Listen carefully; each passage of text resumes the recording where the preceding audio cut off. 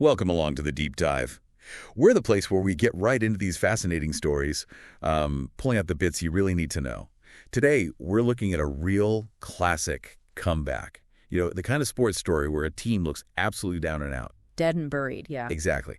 And somehow they just managed to pull off this incredible reversal. It's always compelling stuff. It really is.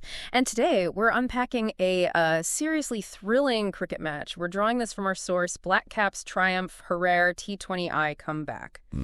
Our mission here, basically, is to figure out not just the what, but the how.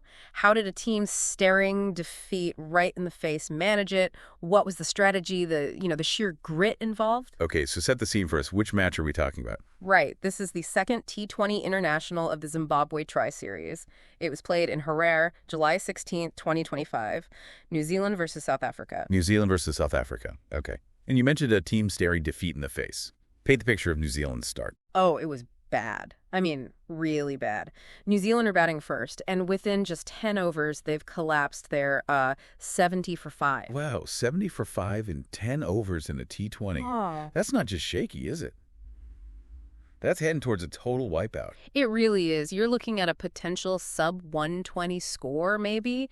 I mean, the kind of position where most teams just mentally check out, the pressure is immense. You just can't see a way back from that usually. Okay. So the source must point to something pretty specific that changed things, a turning point. Absolutely. It calls it a heroic partnership. That's the core of the comeback. Okay, so let's talk about that. Tim Robinson and a debutante, Yvonne Jacobs. What did they do that was so special under that kind of, extreme pressure? Yeah, it's this incredible 6-wicket stand. They put on 103 runs, unbeaten. And it's the way they did it. You've got Tim Robinson, right? He makes 75 not out off just 57 balls.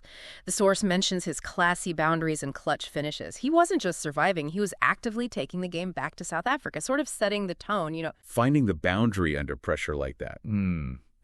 That takes nerve. Huge nerve. And then, like you said, Yvonne Jacobs, on debut, comes in at 70 for 5, international cricket, and plays this incredibly composed innings, 44 not out. Wow. That's stepping up, isn't it, for a first game? It's massive. That blend of Robinson's calculated aggression and Jacobs' cool head, it completely transformed the inning. So they didn't just scrape together a few runs. They took that, what was it, to carry us 705 and turned it into 1735. A genuinely competitive total. A match-winning total, as it turned out. But yeah, a very competitive score from where they were. Okay, but like you say, that's only half the job done, right? You've got the runs on the board, but now you have to defend it. South Africa had some dangerous players. Did it feel like the game was still in the balance at the halfway stage? Oh, absolutely. 173 is defendable, but it's not fortress territory in modern T20. South Africa would have fancied their chances, but what New Zealand produced with the ball was, the source calls it clinical. And I think that's spot on. Really disciplined stuff. Right, so who were the key players in that bowling effort? Who really applied the pressure? 2 names stand out initially. Jacob Duffy, incredible figures, 3 for 20. And Matt Henry, also chipping in with 3 for 34. Duffy, 3 for 20. Yeah. That's exceptional economy in T20. It really is. And their strategy, it seems, was all about control. The source says they were strangling the middle and death overs with accurate lines. They just didn't give South Africa any easy runs. Made them work for everything. So South Africa's chase, did they ever look like getting there? I know Brevis and Lind got starts, 35 and 30. Yeah, they showed some early promise. Brevis, in particular, looked dangerous for a bit. But the problem was, nobody could build on those starts. No significant partnerships materialized. And that's often the killer in a chase, isn't it? You need those partnerships. Exactly. The source notes that wickets tumbled regularly. It really highlighted what it calls SA's batting depth gap. Once the top order went, there wasn't much resistance. What do you think was the main reason they couldn't build those partnerships? Was it just scoreboard pressure or the quality of the NZ bowling? Probably a bit of both, I'd say. The Kiwi bowlers kept the pressure on relentlessly, like we said.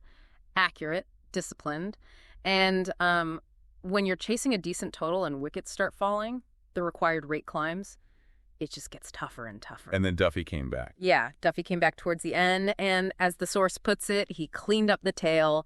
South Africa basically collapsed in the final stages, lost their last few wickets really quickly, a 24-run final over collapse, apparently, though It seems the collapse happened leading into the final overs, really. Ah, okay. So it wasn't just one bad over, but a more general collapse at the end sealed by Duffy. Precisely. It wrapped things up quickly. South Africa all out for 152 in the 19th over, 18.2 overs to be exact, a 21-run win for New Zealand. Quite a comprehensive win in the end, considering where they started. Yeah. So let's pull back a bit. What are the big takeaways from this deep dive? What were New Zealand's key strengths here? Well, two things jump out for New Zealand. First, obviously, that resilience under pressure. Yeah. Robinson and Jacobs, just phenomenal. Mental toughness personified.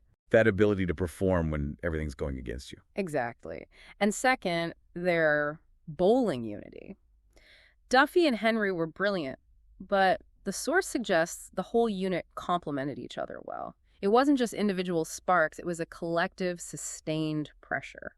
Okay, and on the flip side, what does this tell us about South Africa's weaknesses in this particular match? The source is pretty clear. SA's middle order fragility was exposed. And linked to that, the lack of solid partnerships beyond Brevis Lind. They just couldn't build any momentum after those initial starts. When Plan A failed, there didn't seem to be a Plan B. So what does this result mean in the bigger picture of the Tri-Series? Well, for New Zealand, it's huge. They build early momentum, get points on the board, and climb the table. It's a massive confidence booster. And for South Africa? It's a bit of a wake-up call, I think. The source suggests they need to rethink middle-order mix and partnership strategy. They need to find answers to that fragility. It's a tough lesson early in the series. So for New Zealand, it reinforces the value of finding ways to build those partnerships, even from impossible situations, and backing it up with unified bowling. Absolutely. Strategy, execution, and that crucial element of belief, even when you're 70 for 5. And, even if you're not a massive cricket follower, there's something really relatable here, isn't there? These ideas. Resilience, strategic partnerships, disciplined execution under pressure. Yeah, definitely. They apply everywhere, right? A tough project at work, maybe a difficult negotiation, even just pushing through a personal challenge. It's about digging deep, working together, finding that strategy when the odds seem completely stacked against you. Couldn't agree more. New Zealand's win here wasn't just about talent, though that was there.